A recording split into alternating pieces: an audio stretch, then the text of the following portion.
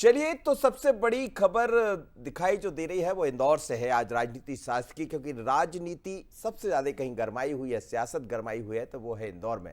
वजह है अक्षयकांत बम का जाना। नेता प्रतिपक्ष उमंग सिंगार का बड़ा बयान सामने आया। भारतीय जनता पार्टी में जाने की अटकलों पर बोले हैं सिंगार, मुझसे रोज संपर्क किया जा रहा है, लेकिन मैं उमंग सिंगार हूं, सिंधिया नहीं। कांग्रेस नेताओं के पार्टी छोड़ने पर साधा निशाना, मौसम बदलता रहता है, ये उमंग सिंगार ने कहा। पतझड़ के बाद नई कोपलें भी आती है, तो नई कोपलों का इंतजार है। जैसा वो कह रहे हैं, कोई सत्ता के लालच में पार्टी छोड़ रहा है तो कोई मजबूर में। कांग्रेस ने 70 साल देश में राज किया है, इस तरह की राजनीति कभी नहीं की, उमंग सिंगार का ऐसा कहना है। लेकिन उमंग सिंगार आज पहुंचे हैं इंदौर में। वहां पर एक कहा जाए तो कांग्रेस शोक मना रही है इस बात को लेकर कि अक्षयकांत बम चले गए। तो अक्षयकांत बम को लेकर शोक सभा करने वाली है, आंदोलन करने वाली है। लेकिन क्या कहा उमंग सिंगार ने और क्यों गरमा रही राजनीति, जरा सुनिए। नेता प्रतिपक्ष उमंग सिंगार जी इस वक्त हमारे साथ मौजूद है। सिंगार साहब, ये जो तमाम कांग्रेस में अभी हलचलें हैं, तमाम दल बदल का जो दौर चल रहा है, कैसे इसको देख रहे हैं आप? देखिए, मौसम बदलते हैं, पतझड़ भी होता है, नई पत्तियां भी आती है, तो मुझे नहीं लगता है अब किसी क्यों जा रहा है, कोई अपनी सत्ता के लालच में जा रहा है, कोई मजबूरियों में जा रहा है।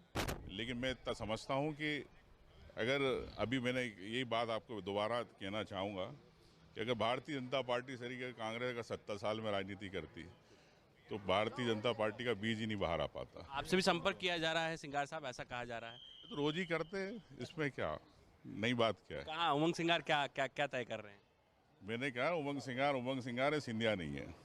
यहाँ पर सीधे तौर पर उमंग सिंगार जी हैं और साफ तौर पर कह रहे हैं कि उमंग सिंगार है, सिंधिया नहीं है। और साफ तौर पर जिस तरीके से कांग्रेस में पतझड़ का मौसम जारी है, उस बीच में नेता प्रतिपक्ष उमंग सिंगार फिलहाल ये दावा करते नजर आ रहा है कि वो तो फिलहाल कांग्रेस में हैं।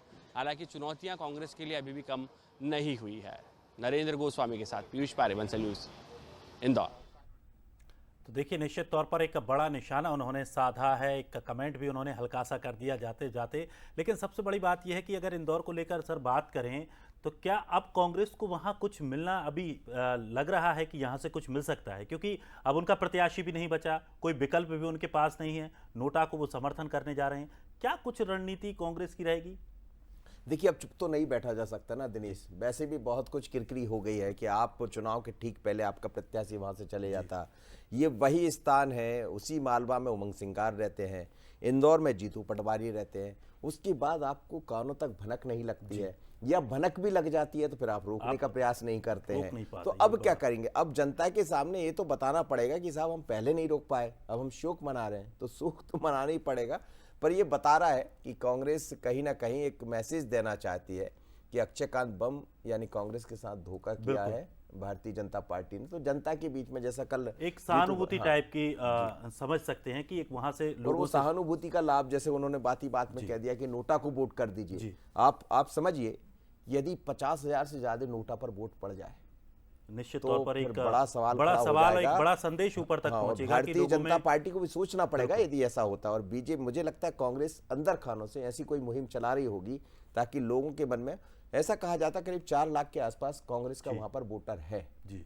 और यदि वो वोटर है जो कांग्रेस से प्रति नाराजगी, जैसा कहा जा रहा है बीजेपी के प्रति नाराजगी, और ये नोटा में कन्वर्ट हो जाता है, जो प्लान दिख रहा है कांग्रेस का, और इसीलिए इस सब तरह की चीजें की जा रही है।